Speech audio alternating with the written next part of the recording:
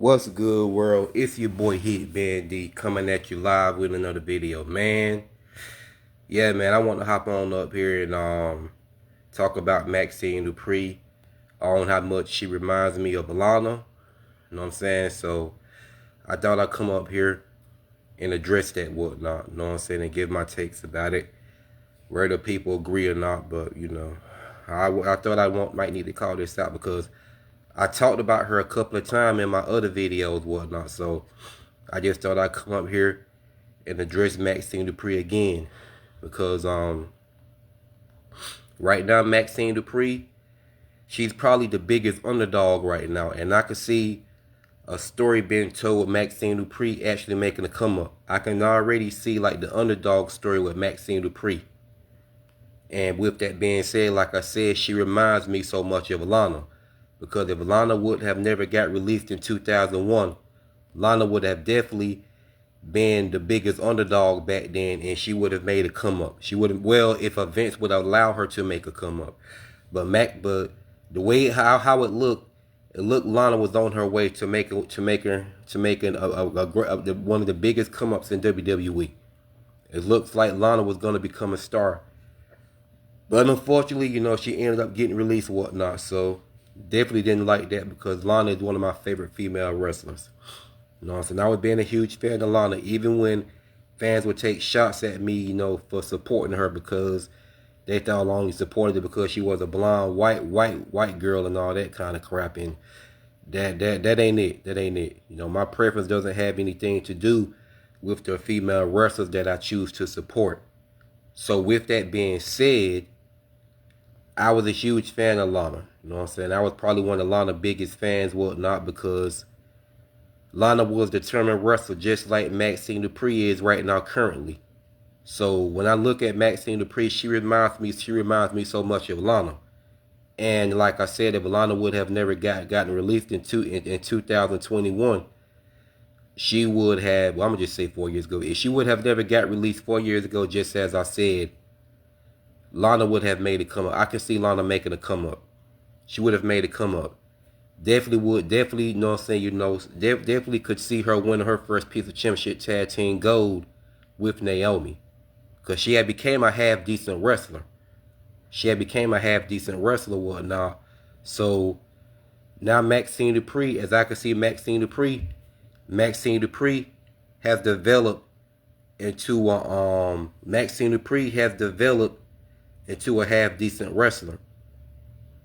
So with that being said, although Lana went through tables to announce tables like, probably like 30 weeks in a row, it still adds up, because she eventually beat Nia Jax in a tables match. She beat Nia Jax, and she pinned Nia Jax clean. So you can't say nothing bad about her. She also pinned Shayna Baszler too, but although people say it weren't clean, but hey, a win is a win. Even if you cheat to win, a win is a win. So it's on the resume that Lana has beaten Shayna Baszler. So yeah, like I said, Lana's one of my favorite wrestlers. I didn't give a shit about people taking shots at me for supporting her, for being a fan of Lana. She's one of my favorites. I didn't care. So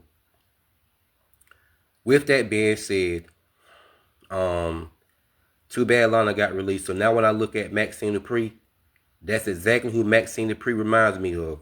Because Maxxine Dupri, her second match against Becky, she was 10 times better than she ever was. So Maxxine Dupri has already developed into a half-decent wrestler. Although wrestling fans will hate and not give her that credit. That credit is, really due. They don't want to give her credit where credit is due. So yeah, man, people can hate all they want to. Maxxine Dupri, I see her, she's like probably one of the biggest underdogs right now that I see that's going to make a come up with maybe in a year or two.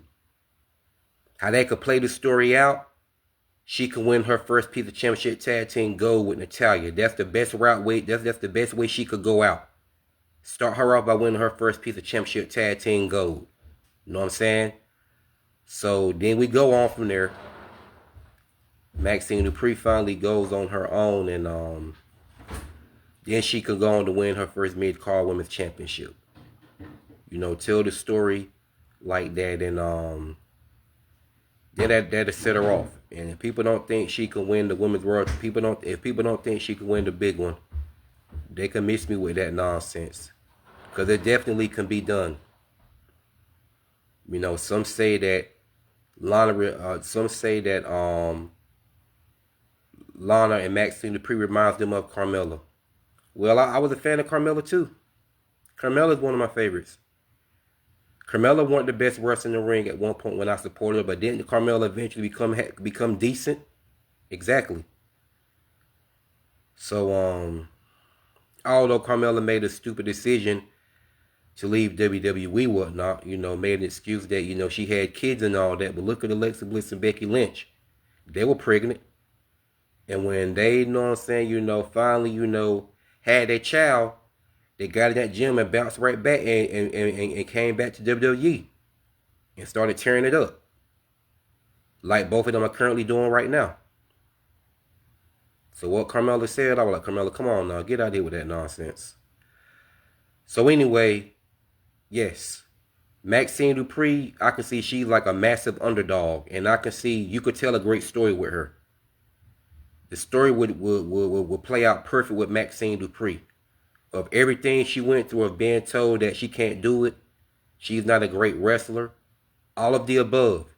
You could play all that into a story, and Maxxine Dupri eventually win her first piece of championship tag team gold with Natalya. That's the best way you could go out, because that's who has been, Natalya has been Maxxine Dupri's mentor. Not only Natalya has been Maxxine Dupri's tag team partner, you know what I'm saying? Like I said, she has also been Maxxine Dupri's mentor. And as you can see, Maxxine Dupri has been training with Natalya. So in my book, Maxxine Dupri is the ultimate underdog right now as I speak. So you can play that out into a story, and Maxxine Dupri eventually capture her first piece of championship tag team gold with Natalya. Then when they remain women's tag team champions for a couple of months or whatever. Or if you want to make it 80 days or maybe to 100 days, that's not a bad call. That's not a bad choice. Then Maxxine Dupri finally gets released on her own. Not get released from WWE, I meant. But, you know, when they finally, you know, give up the tag team title whenever they lose them, Maxxine Dupri can go on her own and start tearing it up. And then eventually capture her first mid-card women's championship. You know what I'm saying? You can play all that out into a story. Then, like I said, after she done conquered her first piece of championship tag team gold with Natalya, you know what I'm saying? Then she can go on her own after they drop the women's tag team title, because for the ones who know, I'm a massive fan of Natalya as well. She's one of my top favorite female wrestlers. I've been a fan of Natalya for over a decade, since 2008. So I've been a massive fan of Natalya for over a decade, and she's one of my top favorite. So anyway, Natalya's one of my top favorite female wrestlers. I've been a massive fan of hers for over a decade. But anyway, back to Maxxine Dupri. You can play all this out into a story. Like I said, she won her first piece of championship tag team gold with Natalya. And if they keep it maybe up to 80 days or up to 100 at the max, if they keep it longer than that, I'm cool with it. But I'm just saying, this is her first women's championship tag team run. So if they keep it maybe up to 80 days or 100, that's not a bad call. That'll just be her first stepping stone of winning her first piece of championship tag team gold. Right? So, when they drop the women's tag team championships, Maxxine Dupri can go and just go on her own. She can go on her own and tear it up in her one-on-one matches. And eventually capture her first mid-card women's championship. Play that out into a story as well. You know what I'm saying? And when she's held on to her mid-card women's title for at least 100 days at the max, you know what I'm saying? Then you could, you know what I'm saying, play it up to the biggest story ever with her winning the big one, the women's world title. She wins the big one. You know what I'm saying? And right there, man, Maxxine Dupri would be a megastar. That would make her a megastar. That would make her a megastar, because everything that she's doing right now, she's an underdog. Look at her matches she had against Becky. Look who she's getting her mega push by. Becky Lynch. So for people that don't think she can make a come up are out of their damn minds. You're completely out of your mind, and I would add hating as well if you don't think that Maxxine Dupri is an ultimate underdog and she can't become a mega star within a couple of years. Because I can see it. The future looks bright. I can picture it all. The future looks bright if they play the story the right way with her. Some may disagree with my takes, but that's cool. That's fine. I'm standing 10 toes down on what I said.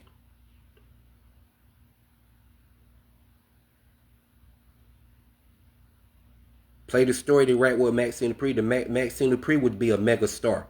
And for all these fans that's shitting on her, hating on her, mark my words, they'll be the main ones all on her jockstrap. They're going to be all on her shit. They're going to be all on her shit. Then they're going to be jumping on her bandwagon.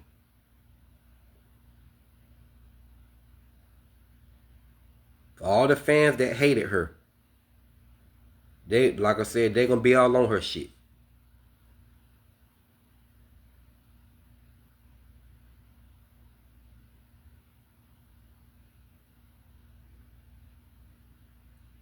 So once again, if Triple H played it the right way with Maxxine Dupri, she can be a mega star.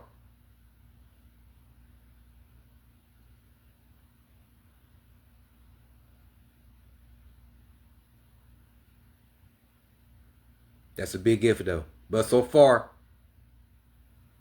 Maxxine Dupri has been getting booked fine. She's been getting booked fine in my book. I don't see any messed up calls. She come off on a big match against Becky Lynch in the second match she had. She come off in a big match against Becky Lynch, and she was by far impressive. By far more impressive than she ever been in any of her matches. So proud of Maxxine. You know, I a year ago said that Maxxine Dupri was a terrible human being because she'll allow somebody to say something about her dead brother in a storyline. But I took back what I said, man. You know, I know she didn't really mean that. I know she wouldn't, you know, like let somebody like talk about her brother like for real. You know, it was just into a storyline. So I took back what I said about Maxxine Dupri being a terrible human being. And look at me now. Now I'm a massive fan of hers.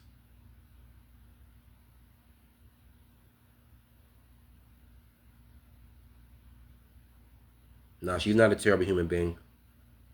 She's somebody who I would love to meet in person. So y'all see, I'm admitting to this. So I'm not fake. I can own up to when I'm wrong.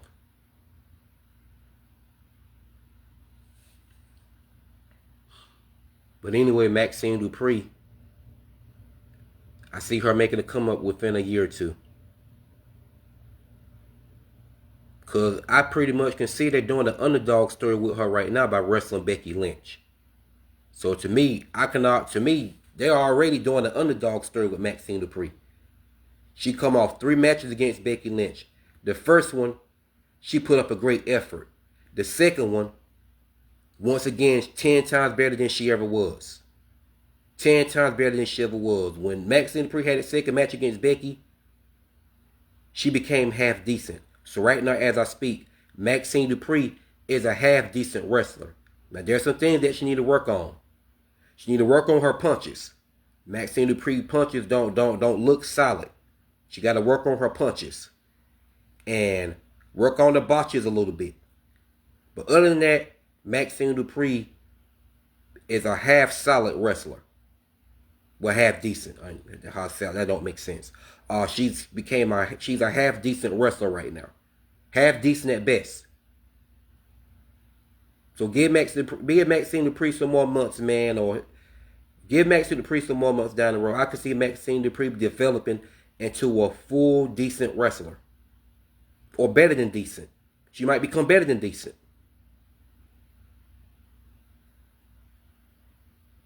She's getting a push right now. People can hate and say what they want to say. She's getting a mega push right now as I speak.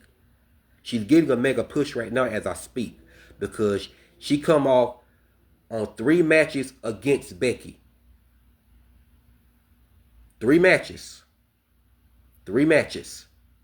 And the second match was her best match ever. The third one, it wasn't as good as the second one. But it's okay. She's gotten better. She's gotten better. And some of these fans don't want to give her that. But they be the same ones to overhype Jade Cargill and Mercedes Moné and get mad as hell when you say Jade Cargill is green in the ring and Mercedes Moné is not that good of a wrestler. They get mad as hell when you call that out about those two. Get mad as hell when you call that out about those two, but don't want to give Maxxine Dupri her credit.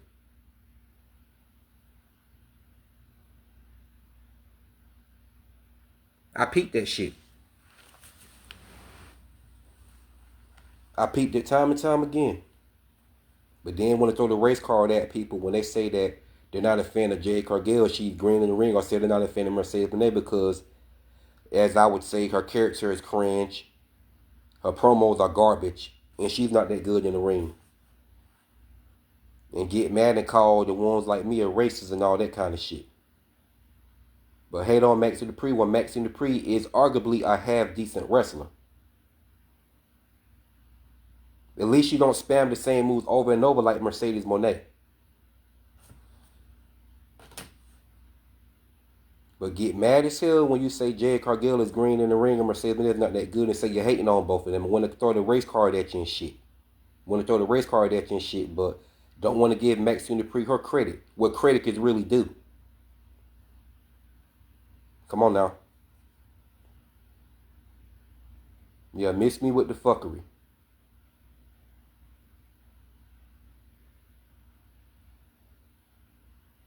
Maxxine Dupri is a solid worker. Her in-ring ability, is psychology is solid.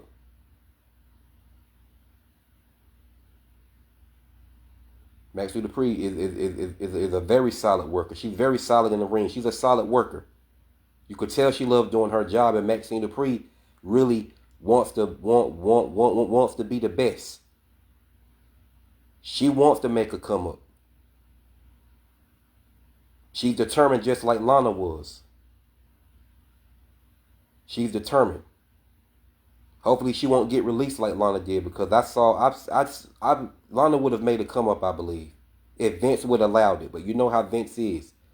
After Vince would sit up here, he would build these characters. He would build them up. And then he would just completely drop the ball with them. He would drop the ball with them. He would build them up. Then he would kill all their momentum by having them to lose one of their biggest matches that they definitely by far deserve to win. Look how he did Braun Strowman. In 2017 and 2018, in 2017, Braun Strowman was on fire. All that, I'm not finished with you. He was on fire.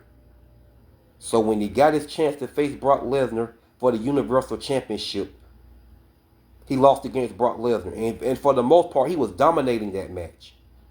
He was dominating Brock. And we all know Brock Lesnar is insanely powerful. But Braun Strowman overpowered Brock with no effort.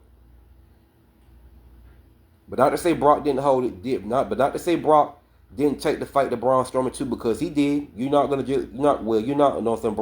Lesnar, for the most part, he's a capable wrestler. But I will say he slept on Drew McIntyre. Drew McIntyre beat him in 5 minutes. But if Brock didn't sleep on Drew McIntyre, that would have been a solid match. But I say Drew McIntyre would have still won. He would have still took the victory. He would have still won. But yeah, just like Brock Lesnar took Goldberg lightly, and Goldberg beat him in 30 seconds. But I was happy. I never cared for Brock Lesnar. Don't get me wrong, Brock Lesnar is a damn beast. He's the dude. The dude is a beast. Damn near unstoppable. But I never, cared for him. And I was pissed off when he beat The Undertaker at No Mercy in 2002.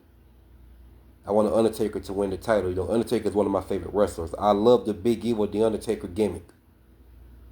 One of my favorite gimmicks of the Undertaker, the Big Evil gimmick. When I post pictures of him, that's the one I post, the Big Evil, the Undertaker. So that's my favorite gimmick of the Undertaker, the Big Evil gimmick. I'm not saying the Dead Man gimmick ain't legit, because it is. It's one of my favorites. But Big Evil gimmick is my favorite too. I mainly post pictures of him as with the Big Evil gimmick, the motorcycle, the leather pants. Yeah, I like that. That's my favorite gimmick. But like I said, the Dead Man, the Undertaker, the Phenom gimmick is one of my favorites too. Yeah, can't leave that one out. But when I post pictures of Undertaker, it's always when he had the Big Evil gimmick with the leather pants and the motorcycle and all that. Yeah, but it was pretty. Yeah, but anyway, you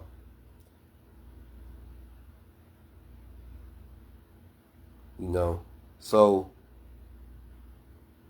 if the story was played the right way with Lana, which it was playing the right way, Lana would have been a star. If Lana was still, Lana probably would have won her world title, possibly. I don't know, or either her mid card women's title. I could see Lana being probably a super mid carder. That might happen for Maxxine Dupri too. She might be a super mid carder. It would fit for Maxxine Dupri, but Maxxine Dupri, I can see Maxxine Dupri being a little bit more than a super mid carder. That's just me.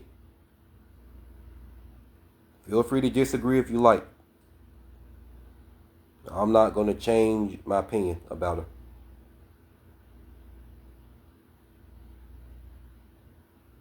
So, anyway, so Braun Strowman versus Brock Lesnar. Vince would build these wrestlers up for the fans to get behind them. Then he would kill all their momentum by them losing their biggest match. And Braun Strowman's biggest match was against Brock Lesnar at where did they? I forgot where they wrestled at. But it was a pay-per-view. Braun Strowman and Brock Lesnar went head up. And like I said, we all know how Brock Lesnar is insanely powerful. But Braun Strowman overpowered Brock Lesnar with no effort. So you could tell Braun Strowman's strength is damn near unmatched. For him to overpower Brock like that, his strength is damn near, you know what I'm saying, unmatched. He was dominating Brock in the match for the most part. But Brock beat Braun Strowman with one F5 when Braun Strowman hit Brock Lesnar with his finisher 3 times in a row, the power slam 3 times in a row. And you mean to tell me Brock Lesnar puts away Braun Strowman with one F5? Come on now. And Braun Strowman, he ain't one of my favorite wrestlers, but I did like him in 2017 when, you know what I'm saying, he was like, I'm not finished with you. I thought it was funny. So, Vince McMahon, Brock beats Braun Strowman, hit Brock Lesnar with his finisher 3 times. He hit him with the power slam 3 times in a row. And you mean to tell me Brock only puts away Braun Strowman with one F5? So that right there, man, that killed all Braun Strowman momentum. So when Braun Strowman eventually won the Universal Championship when he was on SmackDown, when he did throw on Goldberg for the Universal Championship, no one cared. No one cared. No one cared. It didn't matter no more.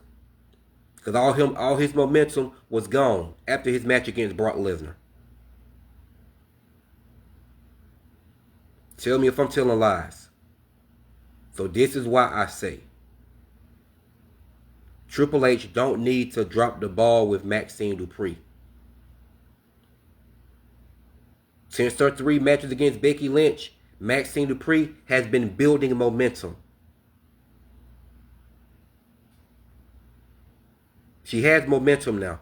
Well, she was building momentum before she wrestled on Becky Lynch.